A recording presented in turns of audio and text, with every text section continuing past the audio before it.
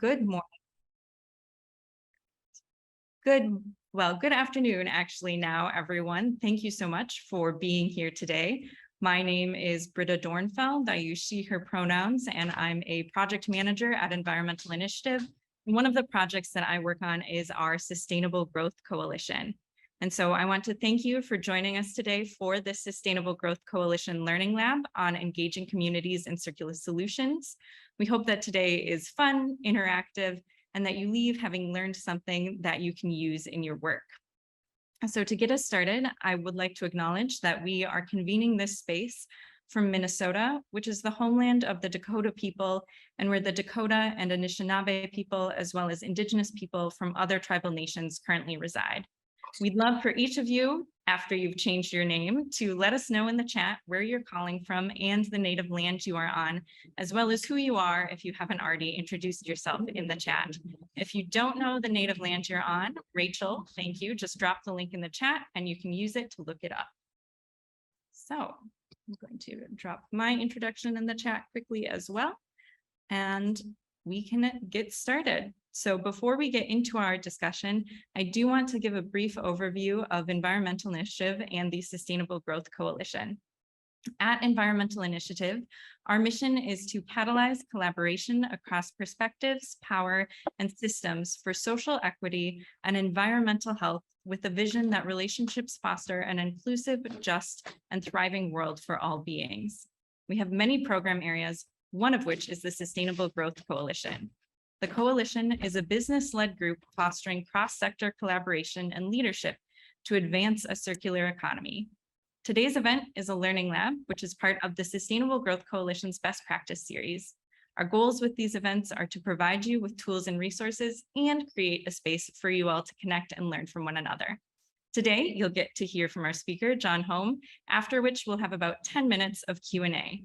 If you have questions during John's presentation, please drop them into the chat and my colleagues will monitor those for the Q&A. And so now I'd like to thank John for being here today to discuss this important topic. He is the Vice President of Strategic Initiatives at PYXERA Global, where he spearheads the organization's inclusive circular economy strategy, designing and executing inclusive circular city material reverse logistics hubs, corporate advisory services, and zero plastic waste community programming. He also leads the organization's circular economy thought leadership content and is a frequent speaker on the Circular Economy Conference circuit. In his current role, John also serves as an ambassador for the Ocean Plastic Leadership Network. Before joining PYXERA Global, John spent the majority of his career pioneering new international markets for global brands, leading the market entry of the subway chain in Hungary and the Hungarian book chain Libre expansion into Romania. Additionally, John also advised Starbucks and IKEA on their respective market entries in Central and Eastern Europe and the Balkans, respectively. In the academic space, John is visiting faculty for Bard Sustainable MBA program, lecturing on circular value chain management. John, thank you for taking the time to come and speak with us today on engaging communities and circular solutions, and I will turn the floor over to you. Thank you, Britta. Thank you so much. Thanks for the kind introduction. And it's such a wonderful pleasure being here today. And also, I love the introduction on the map of how you start the conversation of where you are and grounding yourself on the tribal land of which we're sitting on. So thank you for also leading the conversation that way. Hi, everyone. It's great being here. Great having you attend. Couple of guidelines for this conversation, because it is a rather intimate conversation, is to keep it as such. I'm going to share slide decks with you. I'm also going to show a video. So when we look at going through this a little bit, I really want to have a more intimate, family-like conversation around this really complicated topic known as environmental justice. And a little bit about my background too. As you heard, I had a lot of background in the corporate sector, but I really have found this intersection between, I would say, circular economy and equity as being my passion in life. And I think a lot of the learnings that we go through with environmental justice, both as an organization, but also on the ground, but also as a person, is really important to frame. And when this opportunity in Britta came and gave me this opportunity, I talked to a couple of my people of color colleagues and said, I feel really awkward doing this. I'm a white male. And why am I doing this? And why should I not do this? Why don't you do this, Renee? Or why don't you do this to somebody else? And they all said the same thing of, well, you represent power. And so it's your job actually to help us represent as well and to speak truth a little bit and have those conversations that need to be had in a different lens. And so I'm going to try to do that today. I'm going to try to be honest and upfront with what I see through my lens, but also share out what we're seeing most importantly in the communities that we represent. And so before I turn the PowerPoint on, a couple of key objectives that I kind of want to get through on this conversation today that you come out of is really want to frame environmental justice in the context of this term, and we'll talk about this on the conversation, called circular economy and equity. Equity in our mindset, meaning power dynamics or ownership, not access to a job. Also, what I want to come out of this is mindset. I want to start looking through mindset shifts. And I'm sure you being already on this phone, your mindset is already one of an empath. You're already being able to sit and see in different scapes, tones, and colors. But go through some of the learnings that we're finding on the ground through our offerings and our programming that we've been doing for the last about 3 years at this intersection of circular economy and equity throughout the world. And last but not least, really then just kind of look through the lens for yourselves of hopefully giving you something to think deeper about when you come back going, oh, I didn't think of it that way. So if we can do that at the end where you're getting some insight from this, that'll be great. Again, I'm going to allow definite time for Q&A at the end. And I'm also curious to learning about you along the journey as well. So on that note, let's dive in. Let's share the PowerPoint and I'll start now. So first of all, tech check. Can we all see screen? Are we all looking at screen? Oh, thank you, Rachel, for the thumbs up. Yay, that's good. Already winning here. So let's dive in. A little bit about PYXERA Global. We're a nonprofit, a 501c3. We've been around for 30 years. Where our mission really is to align the public, private, and social sector together to solve what we call solvable problems to help local communities thrive. I think what's really unique about us is that, we've worked in over 110 countries. We've worked with governments, corporations.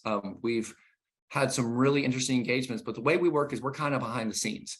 We're working on advocating for community needs while kind of putting together these meldly, nasty, big partnerships together to kind of do big things. And so it's a really exciting place, but also gives us an interesting mandate to do some of the work that we're doing. There's a roadmap of all the countries we worked in. We do have local offices on the ground in Ghana, Nigeria, India, and China. So that's really cool. But we're global in scope, but we're really local in community. And so let's dive in to see what that means. This slide. I want you to look at those 4 buckets. And when I reflect on what we're dealing with in our current state, there's always the tendency for people to say, these are the most difficult times that the world has ever been through. The world's ever been living it, generational. In the 1900s, they're going to say, oh, World War I and World War II. And then it's going to go through earlier than that, the 1800s and the bubonic plague. What we're looking at, though, right now is a little bit different. We're looking at almost a complete collapse of our entire global ecosystem. And what's really frustrating many times is instead of having the hard conversations, we're talking about whether Tom Brady is going to divorce from Gisele Bündchen. We're talking about things that really don't matter when we're just found out that actually our emissions are increasing in scale and scope, and that 1.5 degrees not only is not something we're going to hit, most likely we're going to hit 3 degrees, and not even talking through what that means. So I'm not trying to put fear here because it's not the point of fear. The media does that enough. What I want to try to talk about is hope. Try to talk about solutions that we can drive together by thinking and looking at the world in a different way. And so what we're going to do is kind of look at how we frame it through our organization and our work in circular economy. So when we work with the private sector, which we work really closely with, it's really fascinating when you ask this question to people, what is your definition of the circular economy? And everyone has a different answer. What's really funny is that when this term came to being about 12 years ago from the Ellen MacArthur Foundation, it really caught on. It really became something memeable. It really was a meme that I would say the private sector too jumped on saying, we want to be circular. But really, when you get behind the lens, most people in the United States, for example, view circular economy in 2 ways. 1, recycling, and 2, packaging.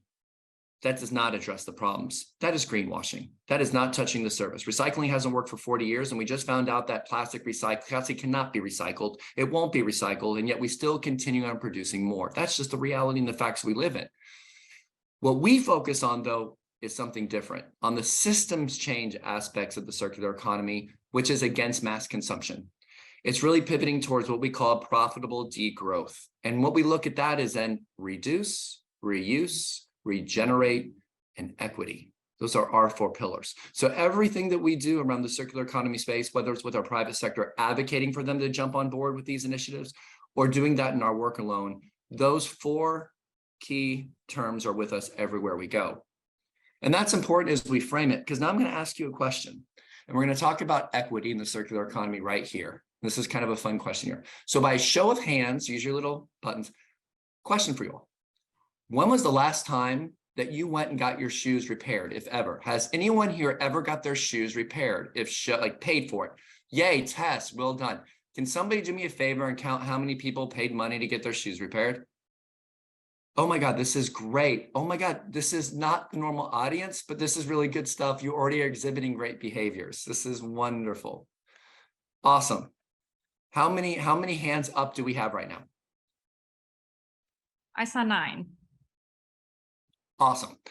So almost not half the room, but we're saying roughly 35 to 40%. This is great. When I did it with another conference, we did it with a corporate conference. It was about 5% and there was 100 people in the room. So great work on you. Let's ask you now, keep your hands there for a second. Here's the next question. When was the last time you needed, and the key word is needed, to barter clothing or furniture? Not, here's clothes I'm going to resell and get money back, but you needed to barter for something because you had no access to funds, but you had to barter to trade just to live. When was the last time you've done that?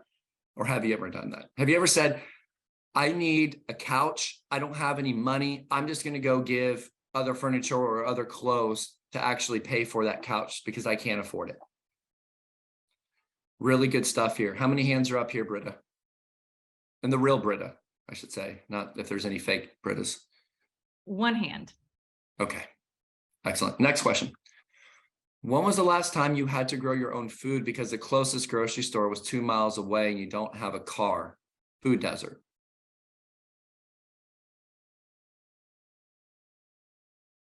Probably no hands. This is all important. Now I'm going to go to here. Patagonia. I call it Patagucci. Patagonia is getting a lot of really good press for the right reasons because of what the founder just did. But I want to be very clear is that the business model behind Patagonia is selling really expensive products, having them last as long as possible, but developing a good brand around that while they're doing great things environmentally conscious. The material they use actually leaks into the ocean a lot and causes a lot of damage, but at least they put repair. But the thing that's really frustrating when you look at the stage is that repair is a radical act. No, it's not. Most people around the world have repair just to live. Most people around the world repair, repurpose, reuse, not because it's an option to look good, because they have to do it to live. So when we're looking at the gentrification of repair, reduce, repurpose, think through a little bit when you see these brands coming in, providing safe spaces or places to where you can go return stuff, and think through a little bit about people who are doing this just to get on with their daily basic needs. And that's important because when we look at the product in the current economic space, there's a lot of incentive right now around circular economy about packaging and about making product where we can repair it or trade. And those are good things. But I also want to cut through a little bit that the people, indigenous populations, BIPOC communities, repair is not a radical act. That's actually, if you say that to them, they're going to get really upset with that. That is very demeaning to them. But yet we don't think twice about it sometimes. And we're going to talk through what that means a little bit as we go further here. But thank you for participating just far on the hand raising. So PYXERA Global, we got into this space of circular economy about 3 years ago. We saw a big hole in the system. While everyone was talking about recycling and everyone was talking about packaging and all the new models, we said, wait a second. This is an opportunity for systemic transition to another model that's both equitable and regenerative, that the world needs to look at this in a different lens. And we said, let's use this in a system change context to focus on those groups of people that have reduced, repurposed, and reuse in their DNA, literally, like tribe, Native Americans, like BIPOC, who exhibit these behaviors, and let's put the interventions in their hands. Let's give them the power back to determine what we should do moving forward, that given the way the world is going based on climate, based on the end of resources that we're dwindling right now. If we don't, as a society, get reduce, reuse, repurpose behaviors in white people, generally speaking, then it's going to be really challenging us to progress moving forward. So not white savior, but more, oh my gosh, we need heroes to help us out. How do we put this DNA in front of the people that actually do reduce, repurpose, and reuse moving forward? And so in every project that we work on, we really work closely on trying to figure that out. How do we actually put reduce, repurpose, reuse at the front and center of our projects? But not just that, not just the mindset, but in those communities that are already exhibiting those behaviors at scale. And so when you look at the work we do, our work in, we're never alone. We always have partners with us. We have groups like NL who help us on the renewable energy transition. We have companies and startups like Reaply, which is a startup technology, reuse technology with Gary Cooper. We work with FedEx on reverse logistics and reverse logistics hubs. Ellen MacArthur Foundation, of course, is a partner with us. And that green swan right in the middle is a guy named John Elkington, who created Triple Bottom Line, and also is the godfather of what's called regenerative capitalism, which is something that we're really a big part of. And so when you're looking at those four things or four service areas, circular cities, zero waste communities, reverse logistics hubs, and circular advisory services, it's embedded in that. So what I'm going to do now is share a little bit of the DNA of what this looks like in practice. So these are our strategic pillars. We prioritize local historically marginalized communities. We focus on regenerative or upstream business models as our interventions, and we focus on policy. That without policy change on procurements and policy, this is all one big joke. That there has to be policy created to represent those people and represent these behaviors in the space. Otherwise, nothing will ever move the needle to go where we need to go as quick as possible. And so when we look at our equitable circular economy approach, this is our own means, this is our own DNA of how we look at this. One, as I mentioned earlier, in any intervention that we take on, we prioritize and engage the most vulnerable and marginalized to spearhead the circular transition. This is not, again, for you, here's some money to help. This is not DII shifting. It's, hey, you, we need you to lead. How do we help you get the resources you need to help us do that?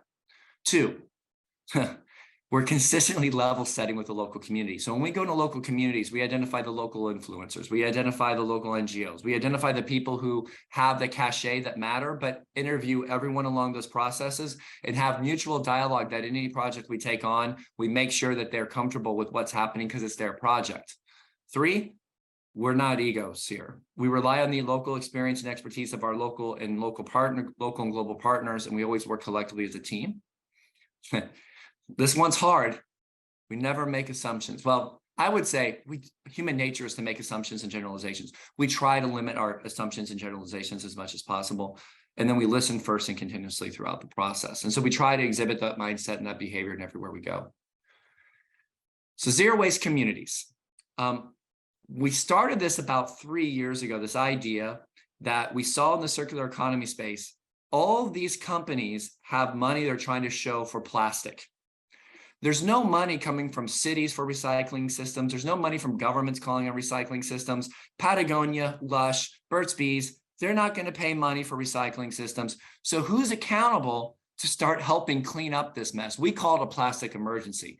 We view plastic, by the way, as an emergency to the world. So we have to do something with the plastic that's already around the world, because there's going to be more plastic in the ocean by more volume. There's going to be more plastic by volume than fish in the oceans in 2040, right? So we have to start cleaning it up. So then how do we look at that way? So we created this idea of zero waste communities where we would check PYXERA Global, distinct and different geographies around the world, in BIPOC communities where they have different cultures, different economies, different ways of looking at problems, and then develop solutions on the ground that we could share out collectively globally, but also then develop rural solutions or local solutions that can actually help this scourge that we know is plastic and recycling. And so what makes our partnerships unique here is that it's community-centric at scale. We really work really close with those local community partners. They make all the decisions, all the interventions and recommendations of future projects come from them. Plastic is an inroad to all materials. So all the zero waste community projects we have, plastic is never the focus. It's just what we say, it's the gateway drug because that's where the money is. But full recycling and full regeneration is part of our work there. And then we try to scale those innovations. And so we started this out in these distinct geographies. We started in Ghana, focusing in Takoradi and Accra on waste collectors. We chose Alaska with a focus on tribal nation. We chose Montana with a focus on the Confederate Salish Kootenai tribes. And we focused on Louisiana, Lake Charles, Louisiana, on the Black and BIPOC community. And it has been a ride. It has been challenging and hard, and groups not trusting us. I mean, Alaska, 2 years, we're now just starting to have conversations with the local populations. It's been distinct and different and a fascinating journey in all the places that we've gone together. And what's come out of 2 of those just far is in Ghana and Alaska, we're creating reverse logistic hubs, Takoradi and Accra, and then in Alaska and Anchorage. What also comes out of this is some interventions like community composting, community education campaigns, material remanufacturing hubs, waste collector capacity building materials. A lot of the good stuff that comes out of this is all at the benefit of local communities owning these interventions. Ownership is key.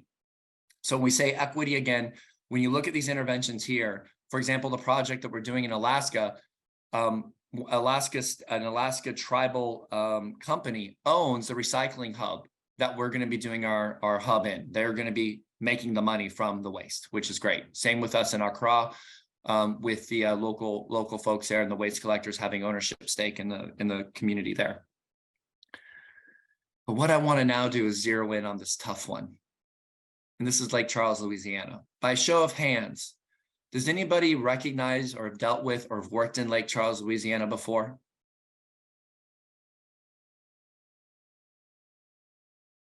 No problem if you haven't. So we were approached by Dow Chemical to say, John, we want you to go do an assessment, an open-ended assessment in Louisiana to help us identify recycling solutions for plastic and to get buy-in from Black communities on the work that we're doing. And I said, no, there's no way we're going to touch it. It's never going to work.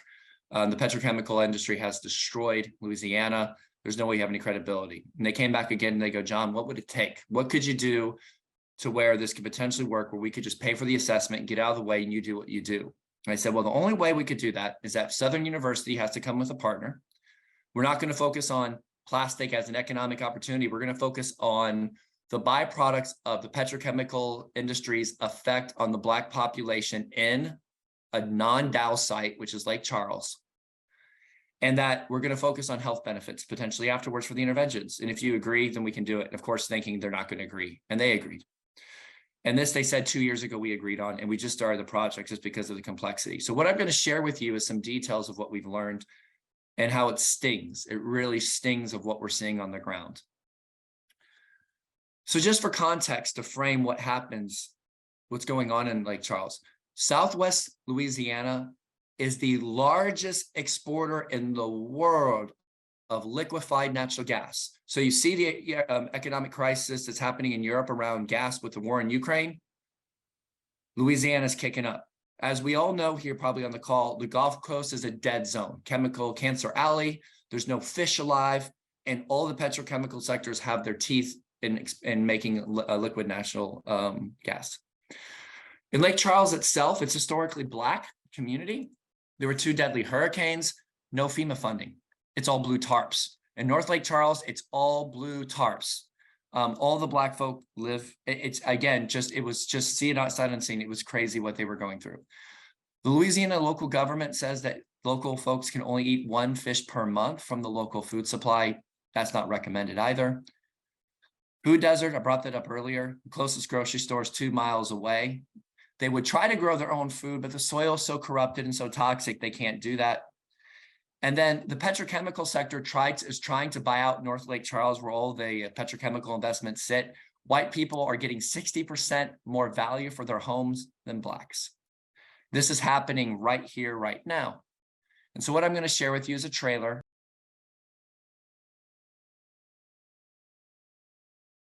Thanks for taking the time to look at it. I think what's really important for it is, we went on the ground there and saw firsthand, standing in Mossville, standing in North Lake Charles, looking at the petrochemical companies abutting directly this one man's house. And it hurts. It's painful. in a good way to see what's happening there. But what's really hard is that I work for a nonprofit. Most of the nonprofits, you know where they go work when they go to Louisiana? They go to Lafayette, they go to New Orleans, they go to Baton Rouge. No one goes to Lake Charles. There's hardly any representation. There's no local NGOs on the ground. United Way's there, but all of their board is petrochemical company heads. The place needs help.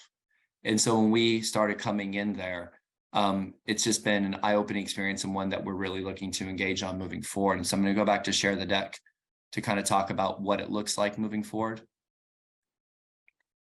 And just to give context to our lens of kind of the work that we're doing. Oh, sorry. Oops. Yeah. So sorry, I'm almost there. So this slide, there we go. So sharing screen. Almost, I'm trying to share screen again. My bad. This is my tech fault. There we go. Okay. Can we see screen? Great. Awesome. So Ned, I think Ned or some gentleman asked, how do we get funded? What's really interesting about us is because we bring partners into the table and we look at scaling looking at solutions at scale, we get a lot of funders who can help us out. The private sector is really generally our first funder. In this case, it's Dow Chemical. And Dow's not very comfortable right now with us. Dow's not liking this project so much because we're not going on advanced recycling. And for us, it's one of those things when we look at a nonprofit, it's always the ethics of when do we not stop taking money and the ethics of Robin Hoodism. When do we have the ego to say no more? What we say very clearly with Dow is that if you advocate for an entire recycling system, if you're working on trying to stop the work that you're trying to do from when we started working you and forward, and that you get out of the way, allow other funders to come in, then we can start. And so we look at Dow, as you see in the bottom, as a funder. They're not a client of ours. The local community is a client. And when we go meet these local community groups, we tell them in the very beginning, when we meet the leaders who are very hurt, they're very hard, they've been told so many times things before, we're very honest. We're saying this is a situation which we live in. The companies who would want to fund this aren't going to fund these initiatives because they don't care. They're not invested to. Dow cares because of plastic, because they also work in Louisiana. What we try to do is be a representation of them to be able to get other funders to come in to invest to solve problems like potentially Amazon or FedEx, but every company has their problem, right? But what's what we're trying to engage on. What we're doing moving forward right now is you see here the list of organizations we're partnering with though. Southern University, HBCU, all the way up to the rector is our big partner. They're looking at getting their legal team, their law department, and their business department all in with us to work on engaging on incubators in North Lake Charles, where the Black community sits. They're also very connected to the policy in Louisiana. They're connected to the mayor. The mayor wants to have a meeting with us now to talk about incentives and procurements because they do not want a bad greenwashing or bad campaign on them. So they're engaging. And Law Louisiana Consulting, they are a Black-owned generational consulting group whose father, there's a father and son. The father was a state senator, Black state senator, about 20 years ago in Louisiana. So what I'm trying to say to you is that with this project, what was really interesting going in is that we went on the ground. None of the petrochemical companies would give us light of day to talk to us. United Way wouldn't talk to us. We knew we were on the right path because of who would not talk to us. Couldn't get an appointment forever. So this day we can't. We don't need them. We got the activists on the ground who are doing the work, but they have no money. They're hamstrung, and there's so many social problems happening there. It's ridiculous. And so what we're trying to do is create a groundswelling of change by doing an assessment, and then through circular economy and regrowth and reuse, getting other partners to come in and fund those elements of like compost gardens, soil health, anything around those based with the local communities, and then try to get some funding for health objectives with the cancer rates that have gone sky high there. So that's in progress. This is all going on right now. We're right now in the convening and listening stage. So I just wanted to share the details to be more intimate with you of what we're seeing, what we're facing, and how the work we're looking at and what we do. I also want to transition quickly to cities. Some of the work that we do, like with Circular Cleveland, we work with the local, we worked with the city We're funded by the Robert Wood Johnson Foundation to invest in a circular city with the city stakeholders and the local neighborhood community. What was interesting about the circular city or circular Cleveland roadmap is you have around all the world, all these cities want to be circular. They want sustainability, climate, and circular, but nobody focuses on the marginalized communities where all the toxic investments are going to until we came in. And then we got the RFP to focus on equity. And so what was really interesting working in these conversations, we facilitated 5 dialogues with the city and the Black populations of Cleveland who have been left out of the conversations for the past 40 years. And the vitriol that came out of this conversation was real. It was massive, especially on one feedback session. What came back to the city was racism and accountability had the highest number of respondents, a clear picture of systemic racism and inequities that exist in the current city, which the mayor had to take and eat up. So what was fascinating doing the dialogue, not only between companies, but also with cities, is that cities don't have the bandwidth or aren't able to really deal with these conversations either. What we're doing is trying to thread the needle of getting these two groups to talk to each other, because cities, for example, ever since 1980, when a certain president came in and said trickle-down economics works, the cities were defunded from their mandate to take care of the people. And since that time, cities are hamstrung and do not have any money really to take care of the folks they need to take care of. And so cities have been able to be very transactional in their work. We're trying to actually help cities better engage with those local community members, but vice versa, those community groups like the Black communities have had lead poisoning issues. All the brownfield investments, all the harming investments that go in Cleveland are pollution facing. How do we change that at the intersection of circular economy, where circular can be new investments that can turn brownfields into regenerative fields, where we can actually look at lifting and doing public-private partnerships together to benefit those in need on the ground. And the last piece I'm going to drop here is a big thing that we're doing. If you type in www.circularcitycoalition, we formed a huge coalition to bring this equity and regeneration mindset to the entire world. It's partners with Reaply, First Mile, Metabolic, NL. We're in the stages right now of raising between $300 and $500 million of capital to bring this type of package to cities around the world. We're focusing on these 3 issues together collectively: endless waste, climate change, and racial inequality.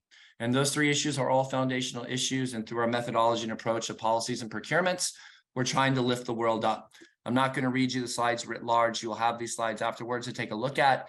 But I think if you have any questions afterwards, you can definitely reach out to me. And so what I'm going to do now there, because I'm overclumped, is I talked a lot. I'm going to shut up and be quiet now and use this time for you to ask questions that you might have. And thank you for giving me the platform to share. And hopefully I can slow down a little bit and answer any questions you got. I'm here. Thank you.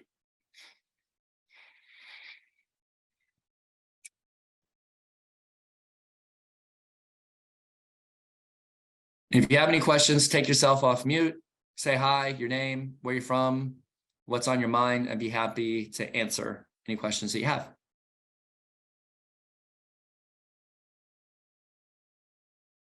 If not, John, this is Ned Smith from the Met Council. Hey, Ned. We are the wastewater collection treatment utility for the Twin Cities. Nice meeting you. Thank you. You talk about some of the, you identify who the key players are, and you don't just go. I mean, obviously you got to go to the mayor, but what's your process for finding that out? We're trying to do some outreach here too around environmental justice, and it's, there's not an 800 number for environmental justice advocates. So how do you, in a given neighborhood, so how do you find in the neighborhood who to talk to who's truly influential? Right. Every city has their own DNA, right? And I think, first of all, it's so hard because, like, if we look at the south side of Chicago, what we've learned with there is there was advocates like Plant Chicago and other folks who've been working on the ground to have the local DNA to be able to pull those out for us.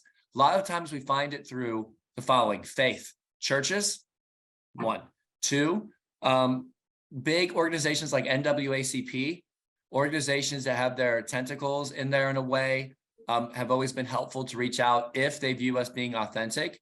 I would say 3, teachers, because teachers who have been on the ground in the elementary schools and public schools who have lifelines there have made emotional connections to some of those leaders in the communities. And so they're going to vet you a little bit. That's been helpful.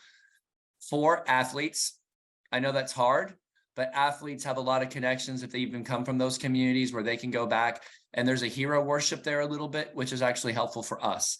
So those are kind of the broad lines that we use. Oh, sorry. Also, immigration lawyers. I know that sounds weird, but that's been really helpful for us from some cities because of diaspora groups trying to get all of their citizenship forms stuff to work that. And there's a lot of issues there. Working with diaspora groups and diaspora leaders has been really helpful for us too, because they're so dynamic and they're so collective and they're so insular. So those are just some nuggets. And I could definitely talk to you offline to provide some more context that we've done too, Ned. Happy to do that. Thank you.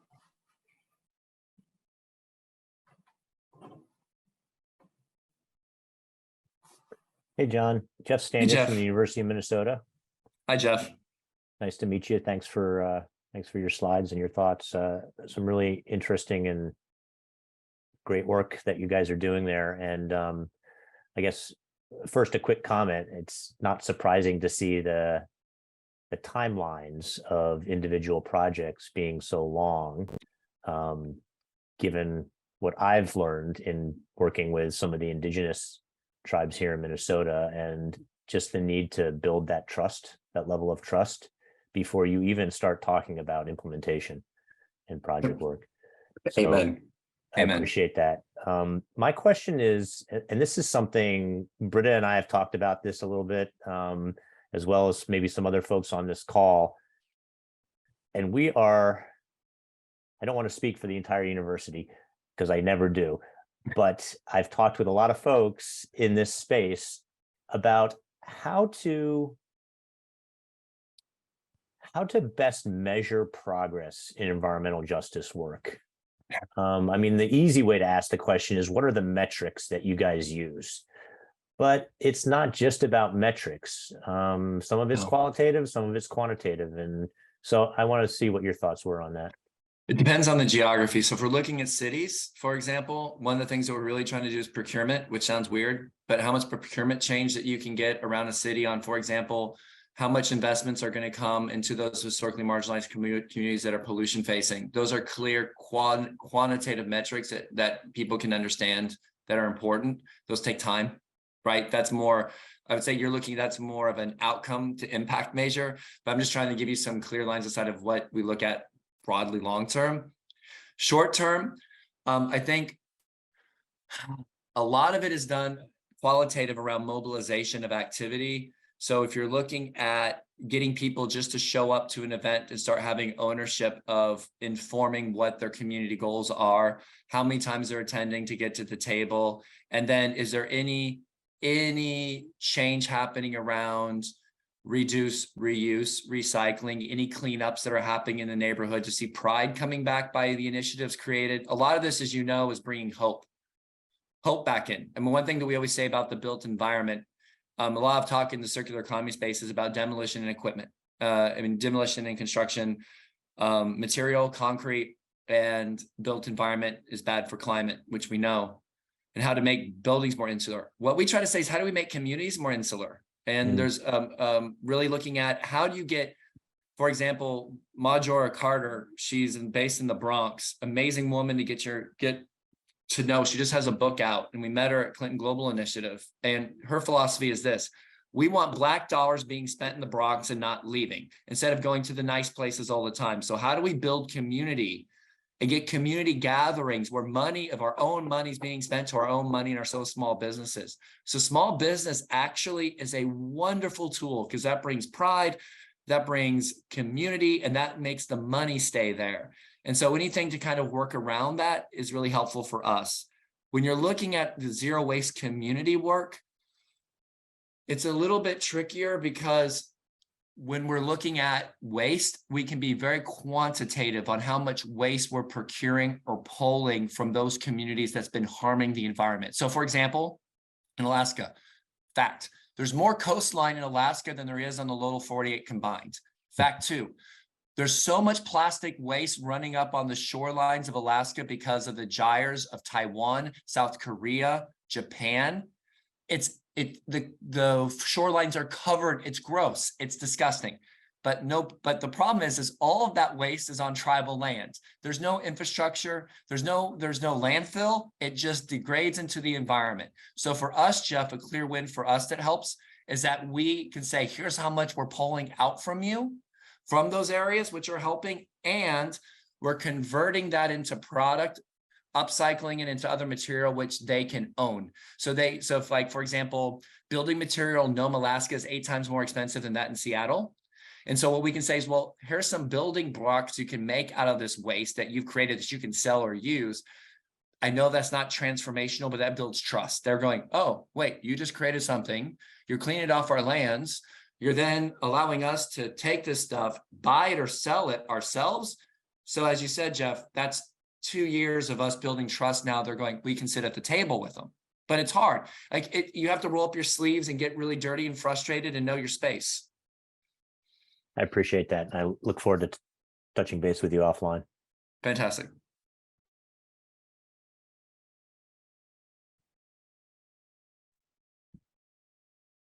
I actually have a question, John. I know that you all have been moving a little bit further with your work in Cleveland than some of your other initiatives. And is there anything that came out of that other than, I mean, those listening sessions, but I know that you've also funded grants to small neighborhood organizations as well. And is there anything that's come out of that that you found surprising or kind of lessons learned from there? Yeah, it was amazing, actually, because what was awesome about this program, the Robert Wood Johnson Foundation actually provided the grants, which was great. And community, neighborhood community, that's the NGO. They are so connected to the Black and brown communities. And they put their skin on the line by saying, listen, we got some grant money. We need advocates. And so they found 8 ambassadors on the ground who put their time, blood, sweat, and tears while they're having 3 jobs and 2 kids and at the bottom of the pyramid to get involved and lead the project. And boy, was it contentious because, you know, they view the city as, okay, this is fluff. Why do I care? But to this day, they're still working and engaged on it. What we're trying to do with our Circular City Coalition is Cleveland, Pittsburgh, and Charlotte are the first 3 cities that we're going to launch in. And there's a big methodology and approach of why as we fundraise, but Cleveland's up next to actually get, hopefully for us to go into the city and provide some larger scale investments in those communities. So it's been really valuable for us to learn. And I think the last thing that was really interesting in one of those convening sessions, Britta, one of the ladies on the phone said very snarkily, why should I even care about the circular economy? What is it for me? You're just going to come with it underneath me. Why do you want me to even engage? And right at me. And I just said, okay, here's an example. I just heard on the call that you have a group of women for the past 30 years, your families for the past 30 years that are sharing cleaning diapers. You clean them, you wash the material, the textiles, because you have no money for disposables, correct? She's like, yeah, we've been doing that for like 30, 40 years. I was like, well, there's a startup in Spain, in Barcelona, which is called Diapers as a Service. You know what they're doing? They're charging money to actually use real cloth diapers, put chemicals on it, and then sell it back. So are you happy with them getting your money? Because that's your IP. And you're not making money from it. How does that make you feel? And then she goes, oh, now. And so you saw this whole conversation shift. That right there is the hard work, I think, for us, especially us who live in a different space, is translating this work to the mindset to where they can go, I want to buy in. Because the folks that we work with in Lake Charles or in the tribal communities or the waste collectors in Ghana, they're so tired of hearing stuff. They're so tired of hearing this is the next stuff, the what's in it for me and people leaving. So we're always trying to work every day on just meeting people where they're at and also saying, we can't promise anything. Like we're trying, we're just human, right? And that's worked really well, those honest dialogues, Britta.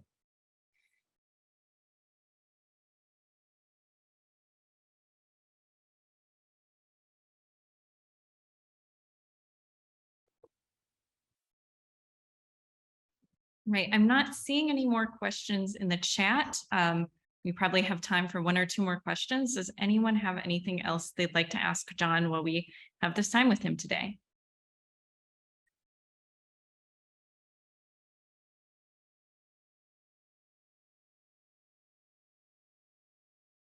It seems like we're fine.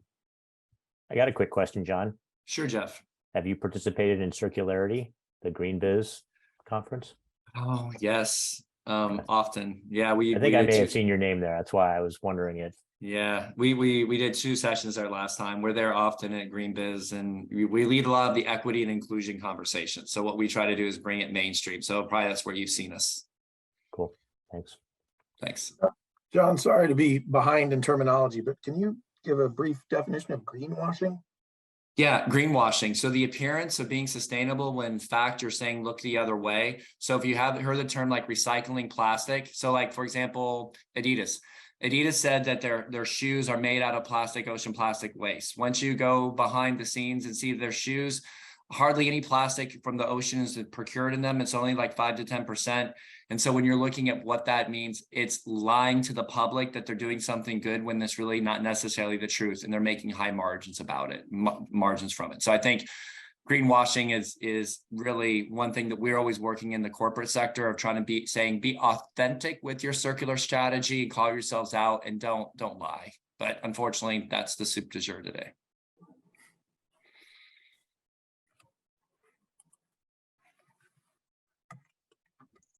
Right. Right. One more minute for any more questions, and then we're going to transition into closing. And thank you so much for sharing your contact information, John. Thanks for sharing the wonderful space, and really love the fact that you're convening conversations like this. So any way that we can continue being a support, consider us friends, and any way we can do to support you moving forward. This is a great thing that you have set up here. So thanks. Awesome. Well, thank you so much, John. I really want to give a large thank you for you taking the time for coming and talking to us on this subject today. We are diving more into this, and it's great to hear from folks who have done more than us on it. And my colleague Rachel is going to be pulling up a quick feedback poll. So while I'm just doing a few closing things, if you all could fill that out, that would be great. And I want to thank you all today, those who are here. And if you are still named Britta Dornfeld, if you can rename yourself just at the last minute so we can see who you are. But thank you all so much for coming, and I really appreciate your attendance and your feedback on the poll. So we have recorded this presentation, and we will send it out to all of those who signed up for the event and to the entire Sustainable Growth Coalition membership. This has also been publicly shared, so it'll also be posted publicly.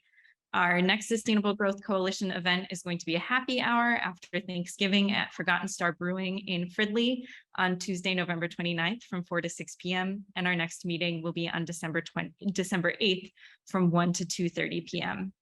And so I know there's some coalition member liaisons on this call who've already heard from us, but we'll also be reaching out individually if you haven't heard from us yet in the next few days to set up some 101s as we plan for 2023.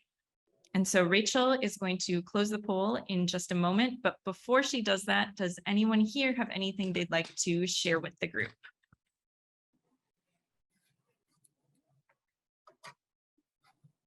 All right.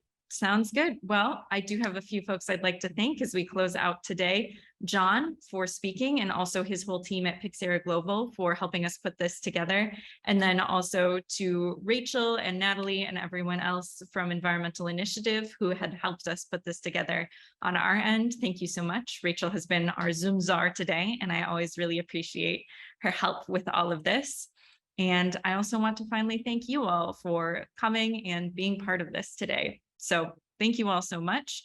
And I hope that you have a great rest of your Thursday.